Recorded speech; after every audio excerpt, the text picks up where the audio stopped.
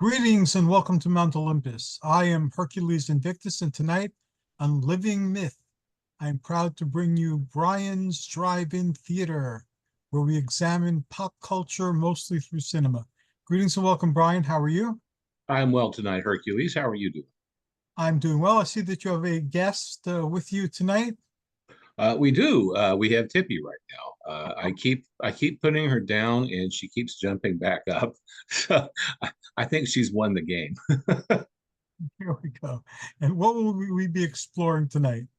Tonight we're going to be talking about something I hardly ever talk about: new movies. Ah, Over the last month, at the oh, not insistence. I've got a new friend, and he goes to movies, quite frequently, concerts, things like that. I tend to sit at home, unfortunately. So he's inspired me to get out and actually see some new films.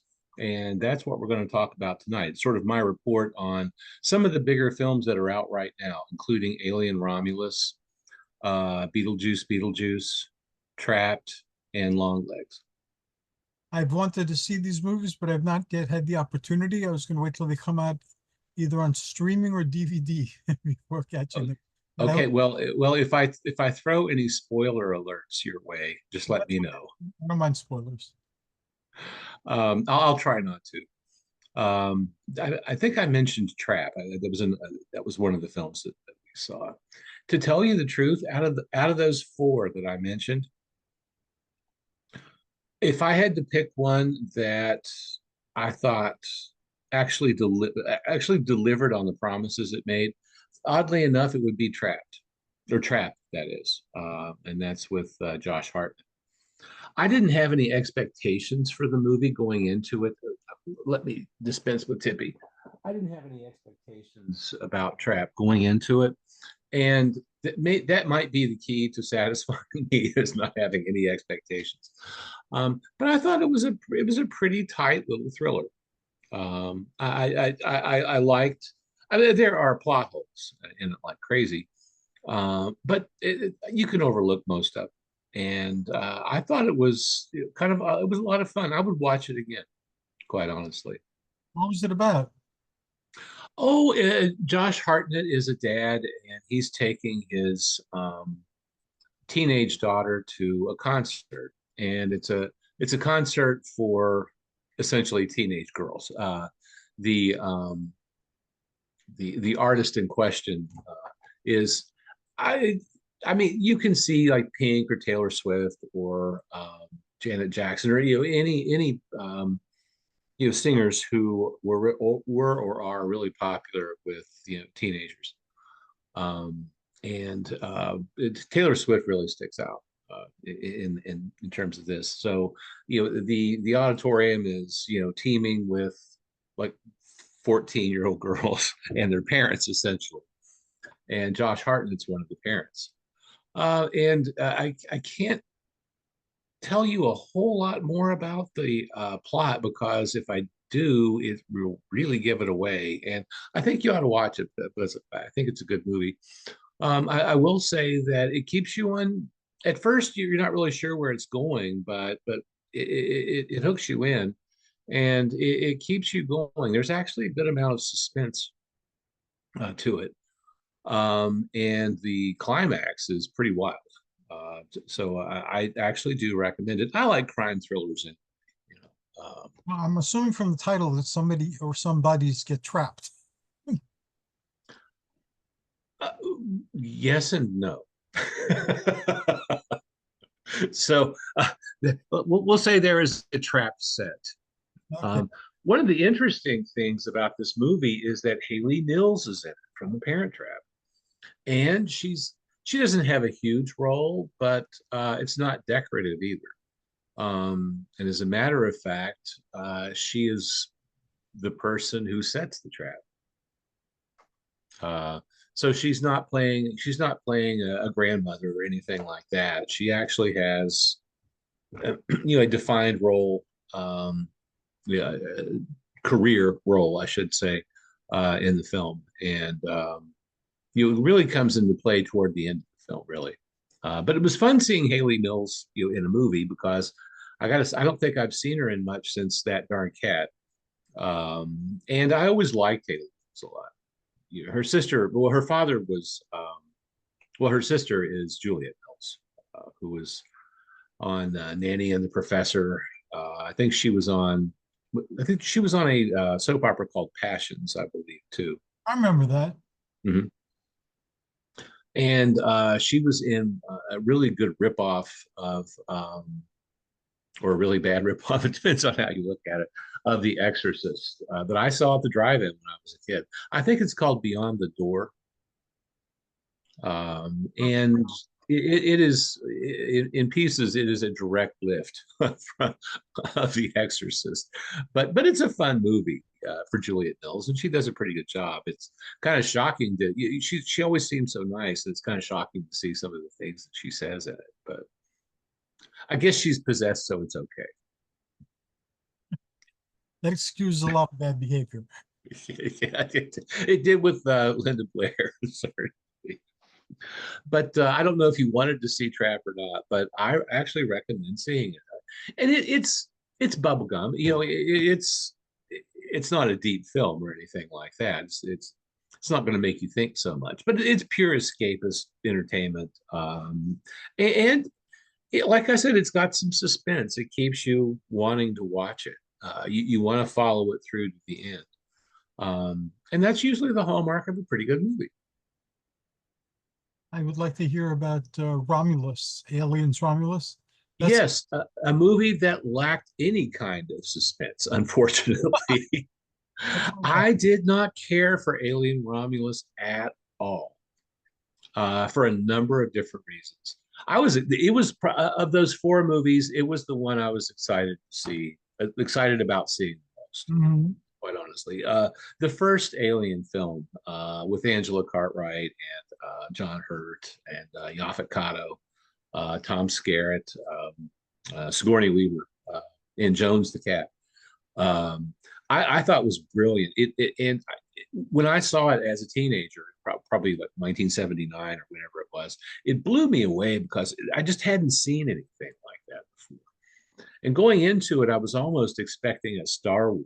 I think, when I went to see it at the theater, and got a very, very different movie. I think with Alien, you got a very good blend of horror and science fiction, Yes. kind of equal amounts of the two, really. Um, the Alien Romulus is big on science fiction, but not so big on horror. I just and no absolutely no suspense in this thing at all. You knew what was coming 5 minutes before it happened, largely because I had seen the first movie. And there are some scenes that are almost a direct lift from the film, and you can predict the outcome so easily because I did see the first film, that is. I just I didn't care about the characters much at all. That's It took me half the movie to figure out what the main character's name was.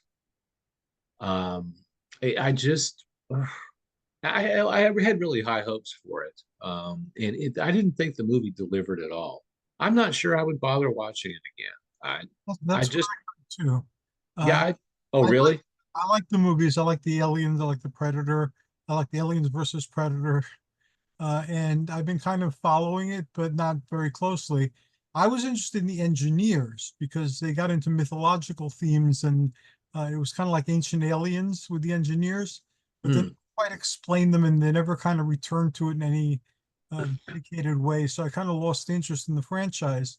And then Romulus is from Romulus and Remus in Roman mythology. So I was hoping that that would return to the mythical themes that I personally found interesting, but everyone said no, it didn't do that. Nope, not a bit. And instead, if you've seen the movies, there are no surprises. There is no suspense in this thing at all. That's the hallmark of a horror film. Suspense. It's Hmm. got to keep you. It's got to keep you enthralled. A horror film, has to make you want to keep watching it because you want to see, something scary is going to happen next or not. Horror films keep you guessing. Not this one. Not a bit. I'm gonna Um, wait for this in the discount bin. This is somewhere. and there are plot holes in it that you could drive a Mack truck through. It the main character, um, I think her name is Rain, as I recall, is essentially a slave, and figures out that she's never going to be any more than a slave. And this isn't ruining things for you that much. So the next thing you know, she's able to fly a spaceship. And from working in the mines, yeah, I just what it just didn't. That leap lost me. And then It was an elective in mine school. there's a scene in it that is essentially John Hurt from the first movie. It is almost the same. Is there a robot in it? Yes. Mhm. Because they Yes. tied it to the Blade Runner universe also. So those Mhm. universes, just like with the Predator universe, they're all part of a mega science fiction universe. Right. And I got to tell you, I at the end of it, like I said, I ceased caring what happened to the characters, because I couldn't even figure out what their names were half the time. Um, she does have a robot, but I really thought that they missed the boat on that. They they could have done more with it. She and the robot, talk back and forth some, but I wanted more of a relationship there. Hmm. I wanted more evidence of a relationship, I guess I should say. And I didn't get it. It just didn't pay off. That is. I gotta say, of the four movies I mentioned, I would rank it the lowest. Quite honestly, I just wasn't happy with it at all, and I did go into it with higher expectations, much higher than Trap, and it just didn't pay. I'm I sorry to will say that. I will say this though. Um, all four of the movies that we saw um, are at one of our theaters here, in one of the big theaters here in town that's been redone. So it has the heated seats and the reclining seats. That makes it a lot more comfortable. Really, I mean, I like the reclining heated seats. Um, so even if the movie's boring, at least you're fairly comfortable. I don't want to say Alien Romulus was boring. Actually, there are stretches of it that are kind of dull. That's sad. I find that very sad that Yeah, the it, franchise. it's my it's my only negative review here. I liked everything else,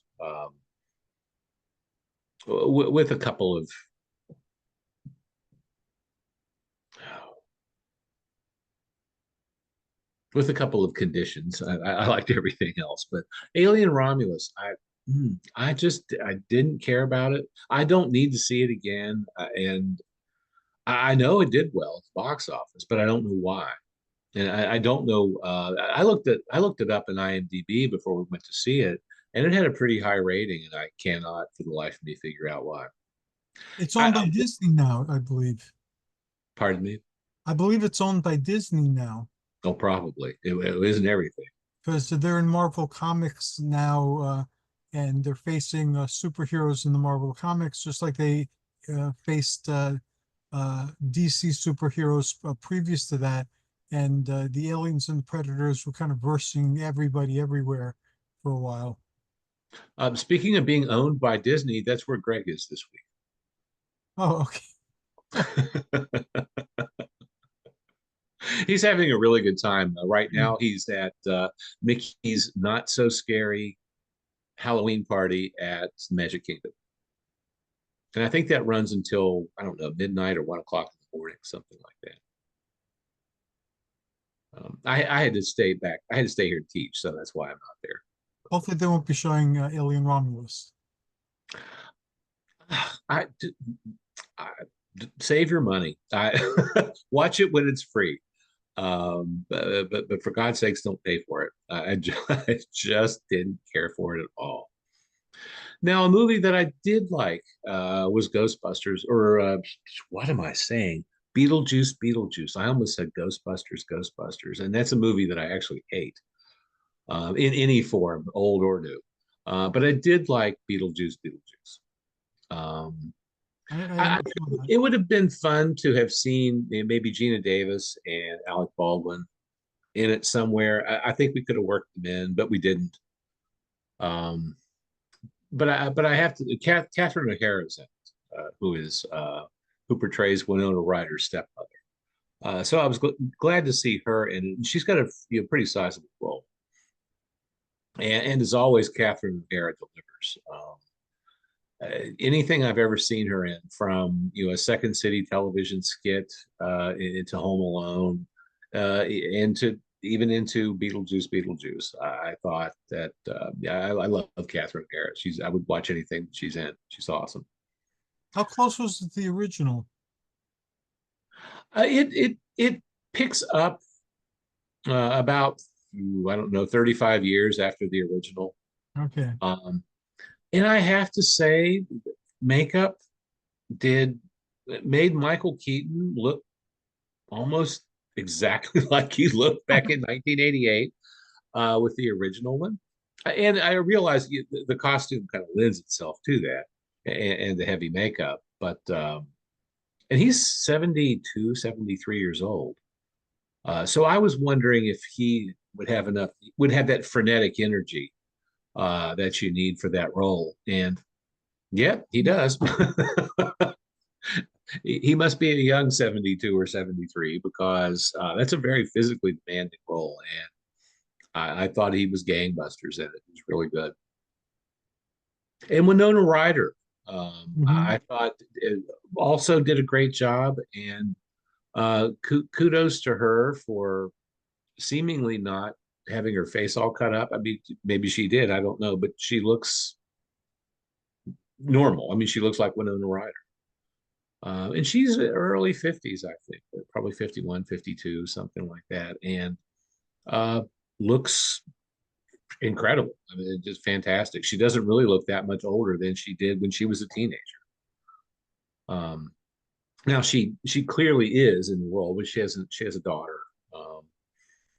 um, and she's clearly more mature in this respect. But yeah, I liked Beetlejuice a lot. I will say this, I'm always disappointed. I'm almost always disappointed in a sequel. It's just never as good as the original. And Beetlejuice, I wasn't disappointed in it necessarily, but it's just not as good as the original. It doesn't have the verve of the original. It doesn't have the cast of the original either. Some of the cast members in the original Beetlejuice are just stunning Hmm. to watch, and they're not in this. I will say this though, it does focus more on Winona Ryder and Michael Keaton, their characters in it. So it is. There's a bit more character study in it, and a bit less, I don't know, flash, perhaps. And it is heartwarming enough. My only issue with it was some of the gags you could see coming if you had watched the first one. That seems to be a common theme in the movies that I've seen. Um, if you hadn't like if I hadn't been well acquainted with the original Ridley Scott's Alien, I may have liked Alien Romulus better. But as it was, I didn't, because, like I said, there was no suspense. I've already seen the better movie, and we're just lifting like scenes and plot conceits, from the original one, and putting them in the new one. I thought that was kind of lazy, on the part of the screenwriter too, to just like wholesale borrow, the most critical scene in the first one, the one that makes the most indelible impression. We're just going to directly lift it, but yeah. Sounds like a Death Stalker was made. But at least Deathstalker's inept because it doesn't have a budget. Right. Alien Romulus does have a budget and is inept.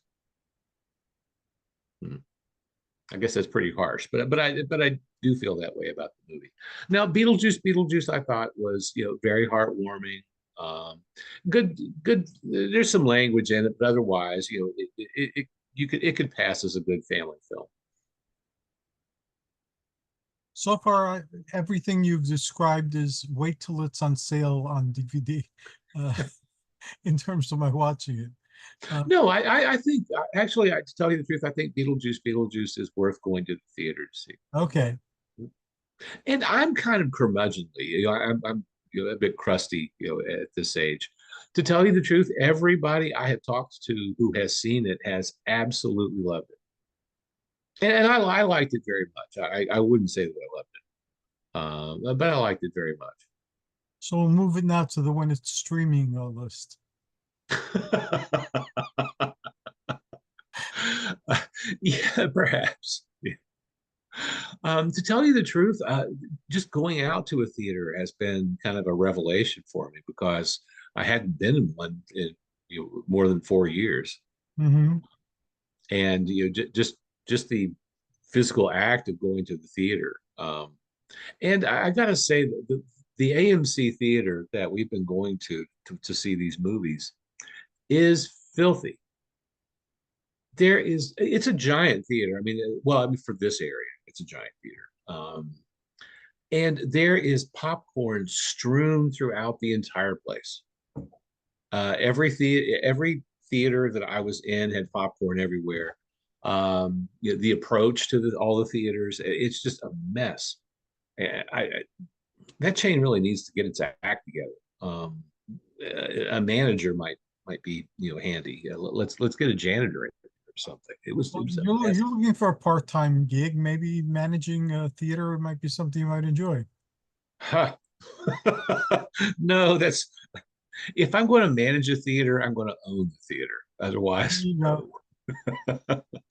I want to say who can come in and who can't, based on how messy they are. I've never seen anything like it before in my life. We have a Regal theater, and it's not that dirty. But our AMC theater is dirty. here are the theaters we've talked about. It closed down around the time of the pandemic. So we used to have a monthly date, my wife and I. We both like superhero movies. So inevitably we'd watch a superhero movie or a horror movie. We both like horror. And she also likes sword and sorcery. So I'm very fortunate that way. But not many sword and sorcery movies have been playing in True. theaters. Um, but we would go out and eat Mexican food and watch a movie and make a date of it. But we haven't been able to do that because after the pandemic, all the local theaters closed down. So now we have to go to a mall and go to one of these mega plexes, Mhm. and they serve food in the theater. So you have the same thing that you're describing. There's like popcorn and stuff all over the place. It's kind of gross. Yeah. I mean, I don't mind the presence of food, um, but for God's sakes, hire somebody with a broom. Yeah, clean it up. And obviously, a lot of kids go to the movies, and they're probably not as well. Most of them probably aren't as heightened, to the mess of the place. But I mean, it is just disgusting. But I mean, we still keep going back for some reason, but it really is dirty. Athena and I saw a movie recently. We liked it so much we saw it twice, which we haven't done in years and years and years. And the second time we took our son with us, and he enjoyed it too. It was Deadpool and Wolverine. Oh, okay. Mhm. I've That, heard I've heard good things about it. I have not seen it though. that was actually better than we anticipated. A lot better than we anticipated. And again, he breaks the fourth wall all the time, so he's directly addressing the audience and said some very true things about Disney. And it was a Oh, Disney movie too. really? Yes. So it's intertextuality in a Disney movie. I'm impressed. And again, it was the first R-rated superhero movie they made, and it was the number one R-rated movie of all history after all the results that come in. Hmm. You know, Well, Disney is a really good example of a company that plays both sides of the fence. Um, I presume that there was some anti-Disney rhetoric Yes. in this. Okay. You actually find that a lot if you go to YouTube and then run a search for some of the bloggers who you'll use Disney as a resource or the source of what they talk about. We follow several accounts. One of them is the Disney Food Blog, which I mean, they're not, these aren't created by Disney, but these people kind of work in concert with Mhm. Disney, and they're influencers. And Disney loves to have those people in the parks, and the influencers are the ones who really get the word out about a new attraction, or Right. even something as what I consider something as minor as changes in a quick service restaurant menu. They will make into a 45-minute YouTube video, which is amazing because you know Disney food is, especially in the parks. Um, but like I said, they work both sides of the park. They were able to use their influencers in order to kind of hype themselves.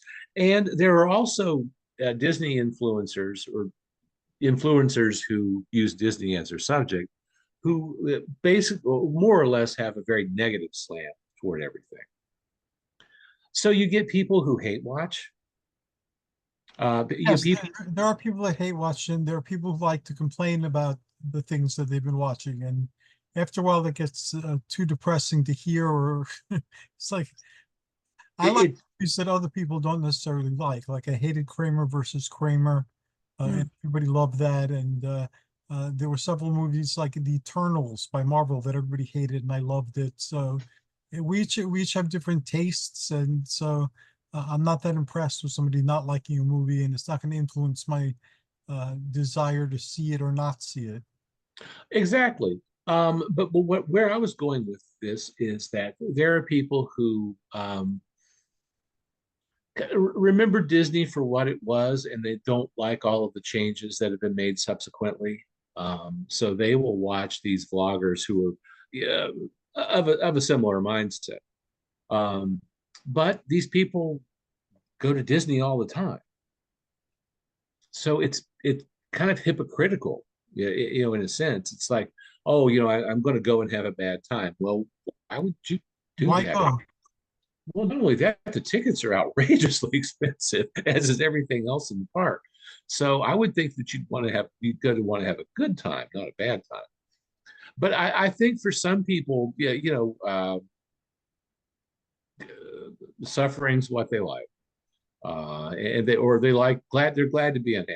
That might be a better way to put That's very true, unfortunately. it. Hey, well, I don't get it. I mean, life's horrible and miserable enough as it is. Don't revel in it. Do you know what I mean? I don't get No, that. I know what you mean. Like some people complain about the movies like years after they were made, Oh, and that's like me.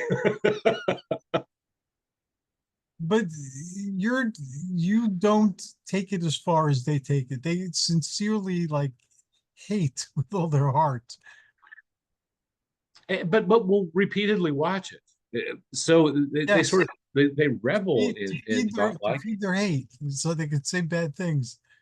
Like there was one guy I saw the title. I didn't listen to it, of course, but he hated the Eternals so much that he needed to tell everybody that the comic book sucked as well.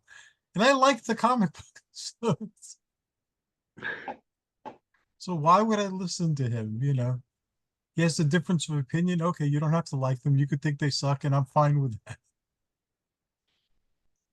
Now, I got to see Longlegs, which I really wanted to see. I'm kind of a big Nicolas Cage fan. Mhm. He's really good at transforming himself. He's good at not being Nicolas Cage. I don't know if that makes any sense. Makes a lot of sense. I loved him Uh, as Dracula in Renfield, for instance. He was oh, I loved Renfield, period. But his performance, I realize it's Renfield and it's not called Dracula. And since he's the Dracula character, he's not in it as much as I wanted him to be in it. Hmm. But when he is in it, you can't take your eyes off of him. He's just fabulous in the role. And I can't imagine how much time he spent, getting prepared for that. That would be difficult to do. And Longlegs would have been a difficult role as well, and equally as creepy. And there again, to watch the film, if I didn't know Nicolas Cage was in it, I wouldn't identify his character as him. I would just not. It doesn't look like him. It doesn't sound like him. He just really, he's really good at transforming Yes, himself. he is. And I liked Long Legs. I think I do need to watch it at least one more time, however, because there were a few plot points that that kind of went over my head or escaped me early on, and there are callbacks to those plot points later in the film. But the movie is I enjoyed it. It's creepy. I did oddly enough, I did wish that maybe it had been a little bit longer. I wanted to see a little more background on Nicolas Cage's character, and I didn't get it. I was sure it was coming too, and it just never. I didn't get that payoff in it, but I would definitely watch it again. I really liked it, and his performance is just amazing. There again, he's not in it all the time. He's even though Longlegs is the title of the film, he's not in it as much as I wanted it to be. But maybe that's just because when he is on screen, it's his show. Everybody, the other actors are there, but it's him. I first became aware of him in Raising Arizona. I first saw him in a movie called Valley at the theater with Deborah Foreman. And it was early 80s. I was probably in high school. Yeah. Um, and he's watching him go from then to now is amazing. Some actors never really grow. Some actors give the same horrible reads when they're old as they did when they're young. And he's really grown. He's really changed as an actor. He even did Superman, although that was never shown. That project didn't come to fruition. But in the latest Flash movie, they showed I don't know if it was AI or CGI animations of Nicolas Cage as Superman, but Nicolas Cage was Superman in that movie briefly. Mhm. I really enjoy him, and like I said, I think he's grown a whole lot as an actor over the years. Um, what you said you first saw him in Moonstruck? Was No, that the I movie? saw him in Raising Arizona. Raising Arizona. Okay. Well, he's. I remember him in Moonstruck as well. I might have seen him in Moonstruck, but he didn't make an impression on me. But in Raising Arizona, he made an impression on me. Well, to tell you the truth, he's not that good in Moonstruck. Oh, Or now that might be unfair of me to say. To tell you the truth, he doesn't have a lot to do in Moonstruck. Um, so I will say that I think his character may have gotten squandered a little bit, and perhaps he didn't get the direction that he should have been given in the film. But you're right, he just doesn't. It's the Cher show anyway, but he doesn't really stand out in Moonstruck that much. I'm not entirely convinced that it's a poor performance or anything like that. I just don't think he has a whole lot to do. I enjoyed him in Ghost Rider too. Both films Mhm. that he made. I think he made a pretty decent action hero superhero movie. And he had gotten into some financial problems, several years ago. Um, and I think that happens to some actors because they hit a sweet spot in their career, and then the checks are coming in left and right, and then that sweet spot lapses, and they're still spending like big checks are coming in, but but they're not. but they're not. Uh, and he dug himself out of debt, insofar as I understand. Um, he worked a lot. He took on a lot of roles. Um, but from the output that I've seen of him, I mean, he might have been paying bills, but he's also taking the role seriously. You know, Yes. and that's the best part of it all. And he's being a nepo baby these days is not the greatest thing uh, for your reputation. But I think that he really can. He's a Coppola, but I think he can really stand on his own as an actor, and a very entertaining actor, very very fun to watch. Yeah, Uh, Dracula was totally fantastic. He was totally mhm. all but believable. I And thought he would be good in it, but he was way better than mhm. what I imagined. He Way channeled better. the ghosties sometimes too. It was really uncanny. Yes, yes. He must have seen Lugosi's performance in Dracula 100 times because he consistently nails it Yes. in every scene. Now it's not parody and it's not Oh, imitation. There's just something about Lugosi's essence that he's able to channel, and it's fascinating to watch. I could watch Ren. I think I've seen Renfield 2 or 3 times, and I could yeah, definitely watch it we've again. seen it a few times too. And Halloween's coming, so that's my favorite season of the year. I've got the house partially decorated for Halloween, and we have resurrected our Halloween party this year. So we are having, Awesome. and we're also doing our haunted house, Oh, which, fantastic.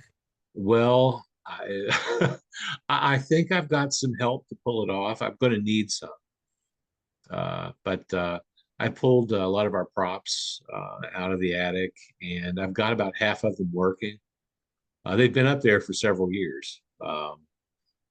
I've got a couple of really nice props that are old, and I'm having trouble, reviving them. I'm having trouble getting them to work. But we'll see.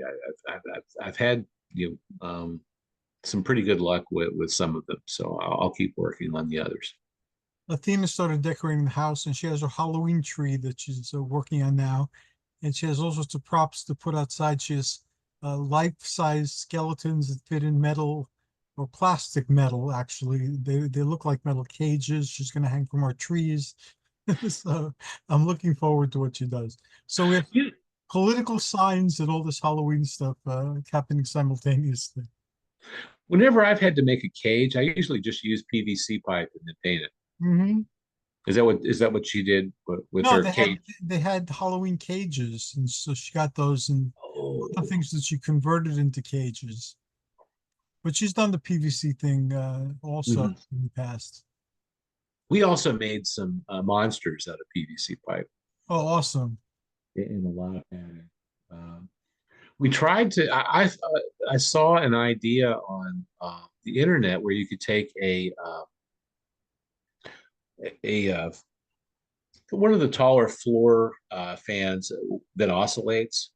If you Uh-huh. could if you can find an oscillating fan on a floor stand, um, and I had 2 or 3 old ones of those, and I got the I took the blades off of them and got them to oscillate so there would be some movement in the characters, and it didn't work very well. One of them overheated, burned out. Oh, Um, it turns out the fan blades actually keep the motors cool, and covering the motors up with clothing and masks and things like that. It's probably not a great idea, but I gave it a shot, and it didn't matter. It didn't matter what happened to the fans, of course. Um, but I'm looking forward to doing it again. oh, I good. think. You keep me posted. Halloween's our anniversary too. It's our favorite holiday, so we got married on holiday, and this year is our 21st anniversary. We were together for a year plus. Or before then, we lived together, and we dated before then for a while. My anniversary is tomorrow. Happy anniversary! Thank you. 39 years. Wow, that is awesome. It's amazing. I can't believe it myself. But I'm really pumped up about having resurrecting the Halloween party. I'm so excited about it, and being able to do the haunted house is sort of the the cherry on top of the sundae for me. Really looking forward to that. And I've got some younger friends, including the one who inspired me to get back into it and go see a few new movies, who are going to help with the haunted house. I figure what I want to do is to just start in the morning, end at night, one day. And however it ends up at the end of the day is what it is. How it ends up. Mhm. That sounds wonderful. Well, like I said, I'm really excited about it. It's given me a lot to think about. I've bought all kind. I wasn't going to buy anything Halloween, and I can't stop myself. I keep buying Halloween stuff. I have been to TJ Maxx, Marshalls, Home Goods, Lovely. Yeah. um, Menards, Lowe's, Big Lots, Target, Spirit. I'm missing a few. I'm missing a few stores, and I had brought stuff home from every one of them. So- Yeah, we've been doing pretty much the same thing. And I love oh, this time of year too, because my interactive storytelling that I do with mythology and folklore, uh, mhm. it's like fantasy role playing or Dungeons and Dragons, people call it. Mine is slightly different, but it's the same concept. And I get the best miniatures and the best really cool things to create my Halloween game. So I look forward to this time of year. Even dollar stores have a wealth of things that you can get for that type of thing. And you know what? I left out Dollar Tree, and I also left out Michael's, the arts and crafts store, which had a surprising amount of Halloween stuff, Yes. more than I expected. And I walked out of there. I got a great deal on all of it. Walked out of there with like 4 or 5 bags. It was only 120 bucks, but I mean, I brought a ton of stuff home. Maybe we should plan a special Halloween episode. Maybe that might be a good idea. Maybe even walk you through the haunted house. Maybe I can take some video. That'd be awesome. And we can film the episode during your party, so you can include your guests in the episode. That'd be pretty wild. We're going to have a full house here too. I've got friends coming in from Atlanta. I think my mother will be here for it as well. Awesome. We would just need Uh, to get releases because I don't know how to pixel people's faces out. So well, we might do it the way we've done it before, where you could just hear them as opposed to seeing them. that works. And maybe I could do a video of the haunted house walkthrough when I That'd get be it great. foggy enough and primed. I got to tell you, I'm as excited about the haunted house as I am the party. Is there a theme? Ghosts, werewolves, It, Frankenstein? we do things in we use our garage, for it, and that's quite a bit of space there. That's what 28 by 26 or whatever the size of it is. So I like to do a little bit of a maze. So I Uh, bring people back and forth, and I have little rooms set up. So each little room has a theme. It might be Frankenstein, or it might be zombies, what have you. yeah, we love theme things. Athena built a labyrinth in our backyard, so we have a labyrinth in our backyard, and as well as all sorts of really cool trees and flowers and things like that. Mhm.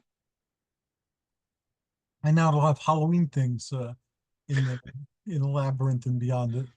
Well, tomorrow's the 25th. Halloween's coming up pretty Yes, it before is. too long. Now, have you been to a Spirit lately? To a spirit. Yeah, Spirit Halloween. Oh yes, when we make our rounds to look for cool Halloween things, if there's a Spirit of Halloween, there's a few other Halloween stores too. So we make sure if we're going that way to stop by and see what's going on. We had a local Halloween store here for years called the Elusive Skull. but the owner retired and Mm. decided to discontinue the effort, Oh, which was a shame because he had stuff that nobody else had. He had some really nice props and things, some of which that were just one-offs, or very limited production. Not all of it from China, you know. In fact, we have this giant witch that's hanging over our front door, right now. It's the entryway is like 2 stories, so she's like almost as big as 1 story with oh wow. with all the material draped, around her, and her eyes flash. She doesn't do anything more than that, but she's terrific looking. I love the mold on it. She's and it's not one of the childlike witches. This one's truly terrifying looking. Our son dresses up for the Halloween trick-or-treaters. So when he opens the door, they get startled. He dressed up like a plague doctor last year. Now, what kind of candy do you usually hand out? The standard candy, M&Ms, different Hmm. mini candy bars and things like that. Things that are wrapped and sanitary and Well, uh, you can't. When you and I were children, and This was my experience anyway. I don't know if it was yours. Some people made what they handed out, yes, that was my experience too. and some of it was very good. And apples were given too, but then the apples with razor blade stories started, and Well, my only issue with the apples, what wasn't the razor blades that were hiding in them. My issue with them is that when they dropped them in, they crushed everything that they hit. oh, So if you got a popcorn ball, it would just be mashed, to death by that apple. And some people made popcorn balls, which I used to love. Those are really good. yeah, I miss Halloween. That was a fun holiday, and it was good dressing up and going around trick-or-treating. We never did anything untoward, like throw wet toilet paper on people's trees I never like did either. that. But Halloween's very limited now. You're only limited. You're only allowed to be out an hour, hour and a half. Something, it depends on where you're at. We were out. God, Hours. it would start right at nightfall, and as long as people had their you Torchlight time. yeah, they were fair game. And we would come home loaded down with stuff. But in that era, you didn't eat candy every day. You probably didn't have access to candy every day, so it was kind of a treat. And one thing I noticed with my dad is that my parents would always dutifully go through even 50 years ago, would dutifully go through the candy to make sure that nobody had put Right. a razor blade in it, or put drugs in it. I can't imagine people giving away free drugs, but who knows? And mysteriously, with my dad, anything chocolate that I got from trick or treating would just At the taste magically of that. just disappear. It would just the next day it would be like, what? Where to go?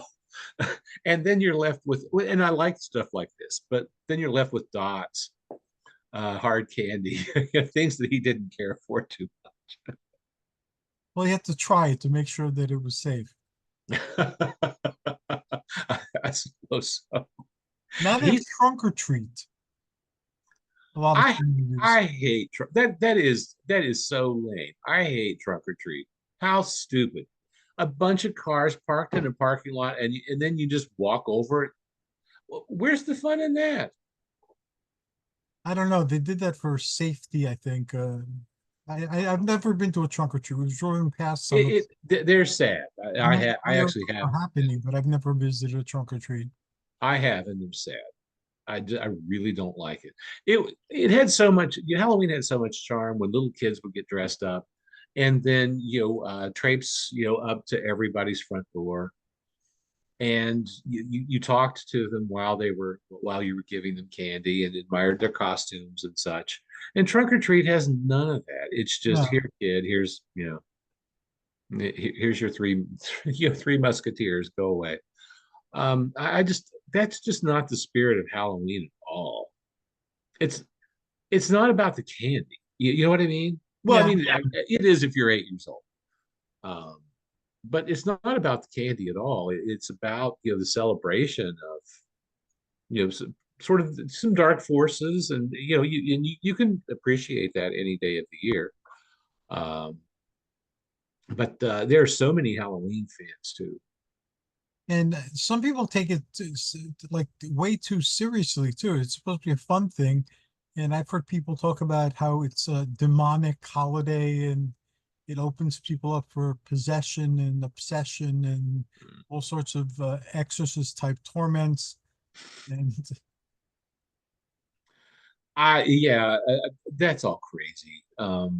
It's just it's for one thing, it's one day out of the year, and I think it's a lot of fun. It's fun that's the only time of year most of us dress up.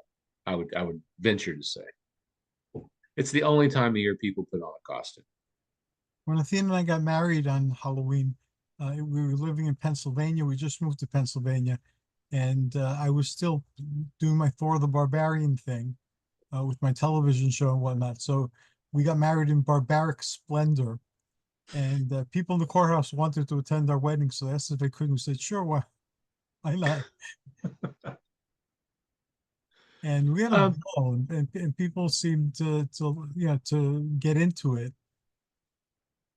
Now, since you got married on Halloween, what did you have a honeymoon at all, or We didn't go anywhere, but life was a honeymoon. well, I mean, those first 2 weeks are magical. It's the other 50 years that can be a little. I'm actually, I've lived a very long and eventful life. I've never been happier. That is great to hear. I'm glad to hear that. The only thing that made me happier was when my eldest son was born, Mm. and he's a source of endless delight too. So I'm very lucky in that regard. Oh, that's awesome. And I gotta agree with you. I, although I don't like being old and decrepit, I don't like it either. but other than that, I'm very satisfied, very happy. Mhm. Life's very full too. I'm busy all the time. I still have some friends, although a lot of them have passed away, sadly. Trying to make some new ones. You have to get really good at that as you get old, Well, making new you're friends. very personable and you're very articulate. Well, thank you. I can't imagine it's hard. You're a very likable person. Well, but it is hard to yeah, at this age, it's hard to make friends. I've had some of my friends I've had for 35, 40 years, and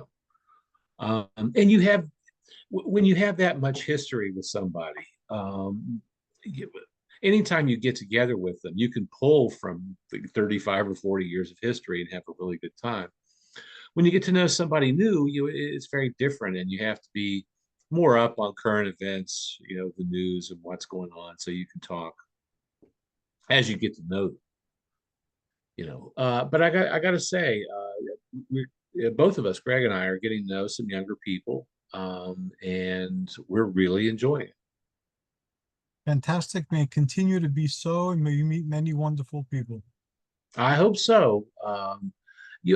So many older people become isolated because their family dies, and all of their if you live long enough, you see your friends die, which is horrible.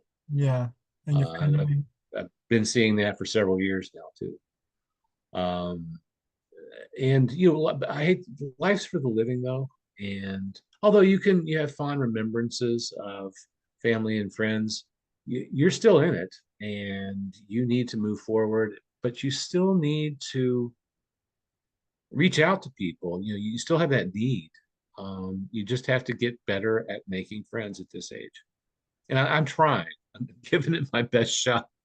I think I've actually made a couple of new friends, let me tell you the truth.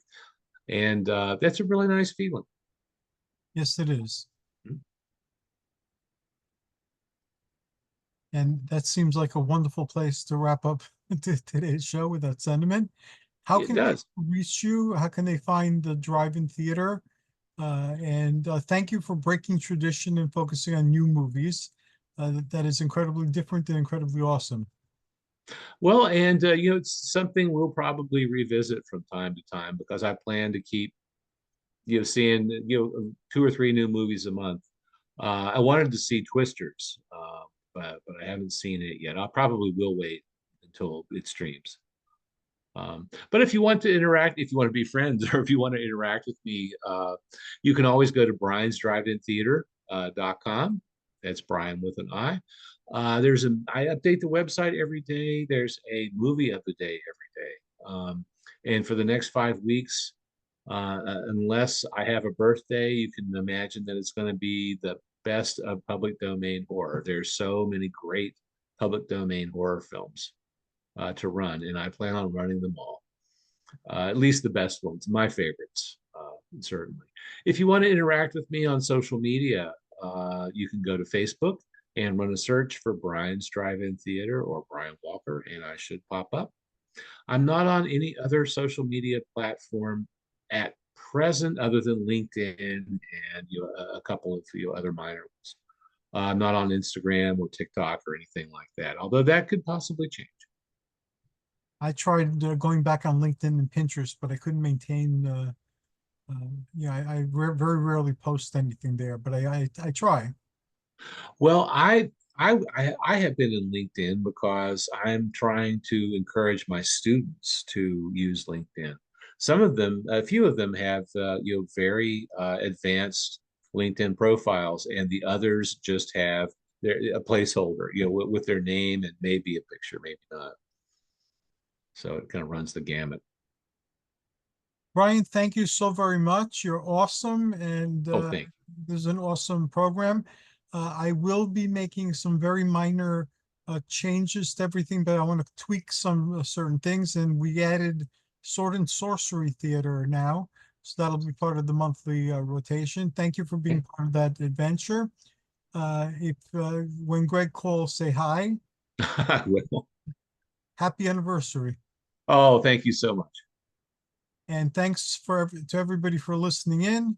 Onwards, there'll be another Sword and Sandal and Sword and Sorcery show very, very soon, as well as Brian's Drive-In Theater. Good night, everybody. Good night. Brian, thank you. Thank you.